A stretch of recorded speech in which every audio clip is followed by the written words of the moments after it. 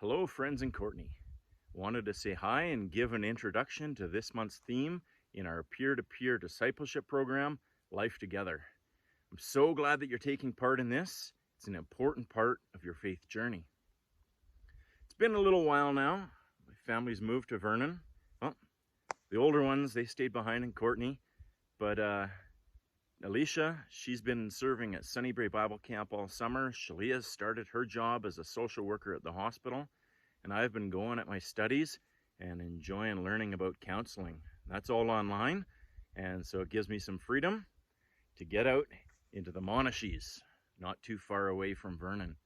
I love my hiking, and so I'll show you some good scenery as the hike progresses today. This month's theme in the peer-to-peer discipleship program is Inside Out. What are you like on the inside? It's a tough question. Reminds me of a time when I was drinking Coke in Tanzania, had this nice refreshing glass bottle. It just come out of the cooler, it was dripping with ice and water, and I popped the lid off and I'm drinking it, just loving it. It was so good. Except for when I got about 2/3 of the way down to the bottom, something caught my eye and I looked carefully in the bottle. Dried maggots all on the inside bottom of the bottle. I spew it out. Disgusting. The outside of the bottle was crisp and clear and clean and refreshing, but inside, dirty. And that's not a new thing. Jesus talked about the inside of a cup and the outside of a cup a long time ago, and it's such an important lesson. What are you like on the inside? It's hard for us to think about. Sometimes we don't know. It's easier to talk about externals. What are you doing? What's being done to you? What's happening around you? But to look on the inside, that's where real gospel transformation takes place.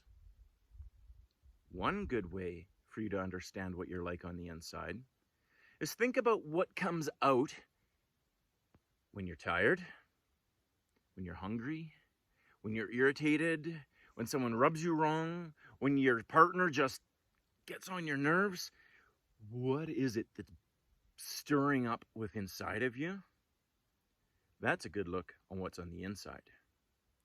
But we love to justify those things. Oh, that's not really me. I was just tired. Oh, I'm sorry. I was just hungry. There's my excuse.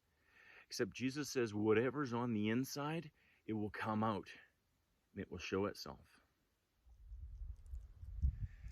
Jesus calls us to understand what we're like on the inside so we can be changed, so that transformation can happen. But it's not just a self-help program where it's like, oh, I see what I'm like and now I want to sanitize myself. We need a full-out cleansing. We need not just a scrub down, but a new heart. That's what Jesus does best. He transforms us from the inside, that changes us to the outside. I think one of the reasons we often don't like to look on the inside is because it's uncomfortable. We don't like what we see. And then we're ashamed, what if others know what I'm really like? They say I'm broken, they say I'm selfish, they see my pride. Often, we don't even want God to know what we're like on the inside. Because if He knew what we were like, would He accept us? But that's the beauty of the gospel. That's the grace where, yes, God knows exactly what you're like. He sees the darkness. That's why He sent Jesus to shine the light into those dark places. Shame often wants us to hide and cover up everything. But as we allow the light of Jesus to expose all the dark corners of our hearts, that's where change happens. So we don't just change on our own. We need Him to change us. And that's why you're part of this mentoring program. It's hard to talk to others and say, hey, here's what I'm like, here's what I'm struggling with. Some people will go years with a friendship, say, I don't know if I can really trust them yet to open up. I don't know what to say to that.